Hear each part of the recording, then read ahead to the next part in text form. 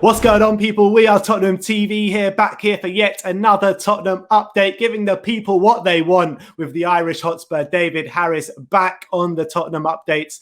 But without further ado, let's get straight into it, and let's start off with an update from Dimarzio, and he says contacts have been initiated between Tottenham and Atalanta for goalkeeper Pierluigi Gollini. And then he goes on to say that Tottenham are working on a loan deal that can be extended to become a 2-year loan with the inclusion of an obligation to buy in there for the keeper Gollini. I mean, he's had a couple of good years with Atlanta, but Atlanta do concede quite a lot of goals. I don't really know in terms of what kind of quality he is as a goalkeeper, but have you seen much of him? I haven't seen too much of him. Only seen him play a couple of times in the Champions League for Atlanta. Look, I do know they concede a lot of goals.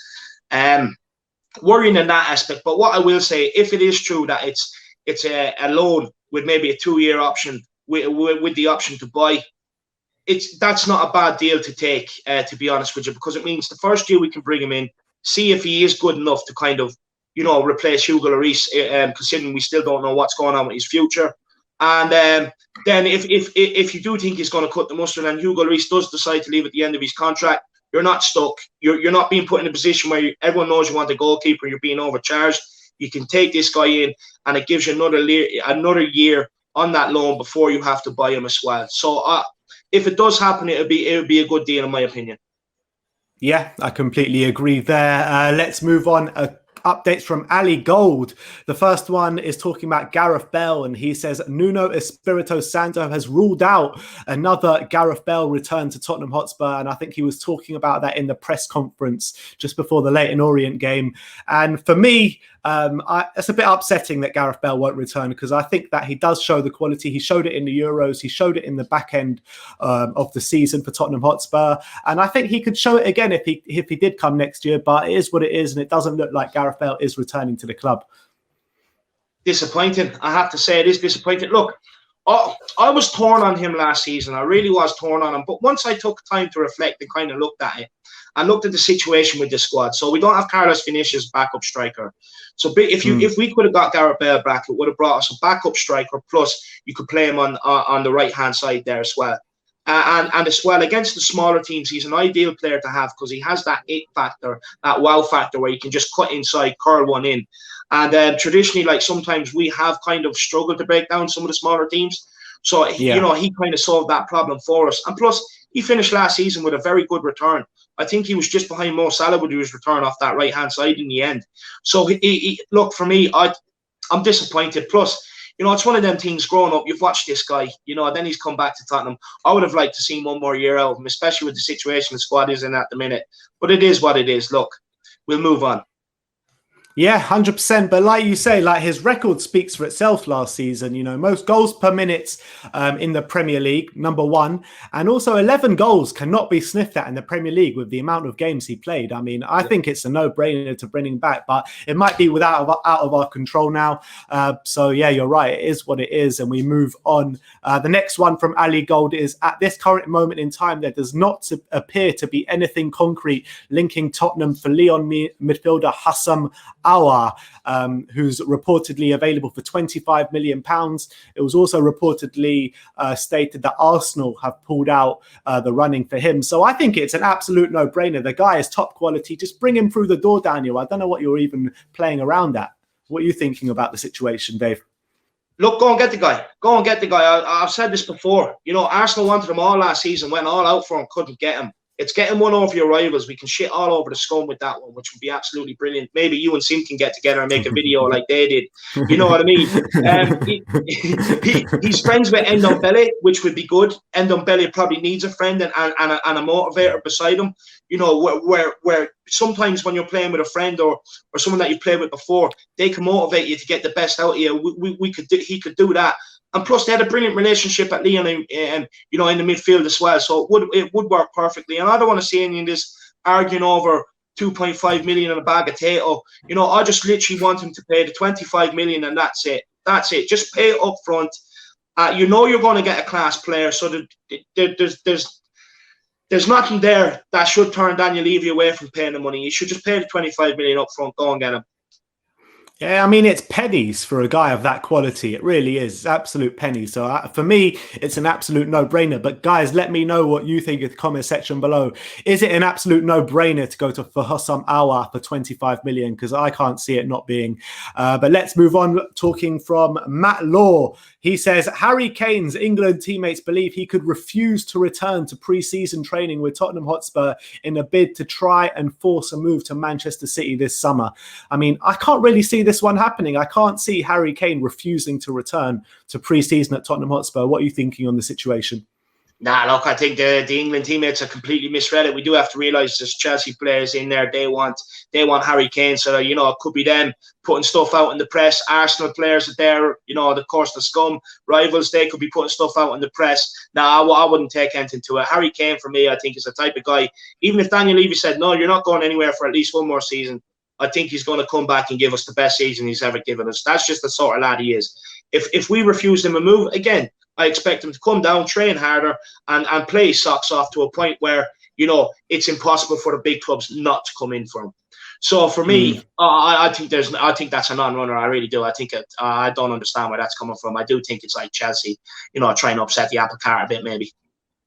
Probably, maybe even a Phil Foden or someone that's in the Man City camp. But Paul Merson came out with a good one yesterday, and he was saying that Harry Kane will most definitely get the Golden Boot in the Premier League next year, but only if he stays at Tottenham Hotspur. You don't really expect that to be coming out of Paul Merson's mouth, do you? I think he must have missed that quote himself, to be honest with you. I think he must have got his words mixed up. I've never ever heard him praise Harry Kane, really. So, you know, look, with Paul Merson, I don't understand how he has a job there. Why aren't you and Sim in his position? I don't know. It's a very good question. But we move on to the Evening Standard, and they say Ralph Hasenhüttl was told Tottenham that Southampton have no reason to sell Danny Ings as Spurs face a struggle to sign their top transfer target this summer. I mean, he says they have no reason to sell Danny Ings, but he's got like 1 year left in his contract. So I'm pretty sure they do have a reason to sell Danny Ings because he ain't signing a new contract. Are you one that's looking forward to seeing Danny Ings come through the door if it's going to happen? Look, I definitely take Danny Ings. Look, he's a proven Premier League goal scorer. He gets the goals. You can also play him up front with Harry Kane, or you can bring him off the bench if the game isn't going our way, and then put him up front with Harry Kane. Someone to run off Harry Kane, which allows Harry Kane to drop deep like we've seen all last season. So it'll be an absolute ideal sign if we could get him in the door. I don't know what Ralph Hasenhüttl is doing. I think he's still confused from being slapped 9-0 twice on a row. You know, he has 1 year left on his contract. So unless Danny Ings is signing a new contract, which is not going to happen, I really don't know what he's talking about, to be honest. Again, it could be a case if they're saying this because they're probably arguing with Levy over a pack of peanuts and you know, a sell-on clause or something like that. Yeah, I completely agree there. But he's probably just trying to drive up the price or whatever. But good luck to you, Ralph. But let's move on. Alan Nixon, who's apparently a tier 2 source, says parent club Lyon want around £26 million for Joachim Andersen, who has heard of a potential Tottenham Hotspur interest, but now fine, they will look elsewhere. So it looks as though, according to this update, that we're looking elsewhere apart from Joachim Andersen. Is he still one that you're looking to bring through the door, or do we need to be setting our sights a little bit higher than Joachim Andersen? Look, I do think we need two centre backs in this summer. So you could get in Andersen, and you could still go and get like a Skriniar or someone like that. With Andersen, we were all told more or less, you know, ages ago, it was in the press and everything, that the deal was done, and, you know, just Spurs were waiting for a new manager, this, that, and the other. So I don't know. Look, it's one we could have definitely got done by now. So I don't know. Maybe the deal is off the cards. Maybe it is off the cards, and we are looking elsewhere. Because we have put in a bid for Skriniar. We have Tommy Yasu there, but again, it could be like this Paratici transfer tactic where you're in for 10 players in one position. So look, I honestly don't know who we're going to get in the door in these positions anymore. I really don't. It needs to happen bloody fast. You know what I mean? It's about 4 or 5 weeks till the season now. We haven't sold anyone and we haven't bought anyone. So they have to get their finger out their asses at some point, don't they? They do. Look, it's a tough one to be in because we all wanted someone like Paratici to come in, right? So we do have to kind of stick with it to the last day of the window. But then, yeah, it's too late to do anything about it too. You know, so it's a really, really tough position to be in. But they need to act. They need to get players in. They really do. Not only do we have gaps in the first 11 we need to fill, but we need players that can come off the bench, that you can look at the bench and say, yeah, bring him on. He can change the game. Because we didn't have that last season. Anytime we looked at the bench, none of us were inspired saying he can change the game. So we need to buy in players and plus add competition to the first 11, which in turn make everyone hungry, which makes everyone perform a bit better as well. But back to Joachim Andersen as well. Look, the guy, he came in first season into the Premier League. He had a great season with Fulham. So I genuinely do think you should get him in and another centre-back in beside him. And, you know, along with Joe Rodon, Tanganga there as well. Brilliant. And then you can either sell Dyer or Sanchez, if not sell the two of them, which creates money to be able to fill out the rest of the squad with. And I'd keep Toby around. But then I'm torn on Toby as well. If he doesn't want to be here, let him go too. But we do need someone like Joachim Andersen and another centre-back in. Completely agree. But let's move on. This next one is from Paolo Pagnini, who's a reporter from Calcio Mercato. And he says, Lorenzo Insigne has reportedly received an offer from Tottenham Hotspur to join the North London club this summer. It's not a very reliable source, so I wouldn't read too much into it. But is he one that you would welcome with open arms through the door this summer? I'd love him. I'd absolutely love him to come in. I think he's had a good Euros with Italy, to be fair. You know, he knows how to strike a ball. He has that bit of wow factor, that bit of something different. Yeah. He can skin players too, and he can do it. He can do everything at pace, which is crucial in the Premier League. So I do think he'd take to it in that aspect. I don't think physicality would be a problem as well. I think he'd be an absolute brilliant signing. But be interesting to see where he'd fit in, because he likes to come in off the left a lot of times. Some players out there.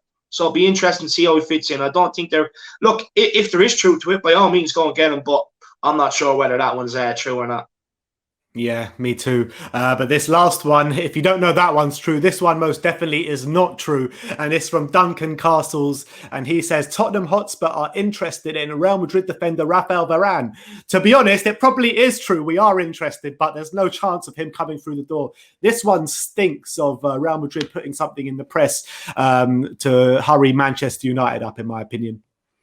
Oh, 1,000%, 1,000%. Look, United have been in for him. They're supposed to be talking personal terms with him. They're definitely arguing over a bit of money, or 100%. Tottenham are being used to drive up the price. But look, it probably goes back to that link we made with them years ago, that one-way link with Real Madrid, where, you know, we got the link and I was like excited, like maybe we can get some players from them, you know, whether it be young players that they're not using that are good, or whether it be players that are coming towards the end of career that we can bring into Tottenham. And it's just never materialized. You know, Fabio Quantrao, that time, that you know, I was like, oh, this is the link coming to fruition. We pissed on all over there. And yeah, it's definitely Madrid using us again. And I'm sick of Madrid using us, by the way. Yeah, we got Gareth Bale back, by the way, 7 years, 8 years later, however long it was. But yeah, I get your point. And this one is a completely non-runner. No point even talking about it, to be honest. And the last one I've got here is congratulations to the big Viking Yido in Pierre-Emile Hojbjerg, who married his partner, Josephine Nelson, yesterday. And you saw pictures of him very happy walking down the aisle and out the chapel, what have you. So I just wanted to wish Pierre a massive congratulations on getting married yesterday, and hopefully he comes back to Tottenham stronger and fitter and better than ever. So I don't know if you want to say a few words to Pierre there. Yeah, look, congratulations, Pierre. You know, hopefully you have a long, fruitful marriage. Look, it's probably why he performs on the pitch. If you've seen the picture of his wife, you know, she's stunning. So, you know, that's probably why he puts in and then Viking performances on the pitch. You know, big up, Pierre, and hopefully your marriage and Tottenham can coincide together. Yeah, 100%. But that is your Tottenham update today. Dave, big up yourself once again for coming on and helping me out today. And we'll see you all next time. Like, subscribe and comment. And as always, come on, you Spurs. Come on, you Spurs.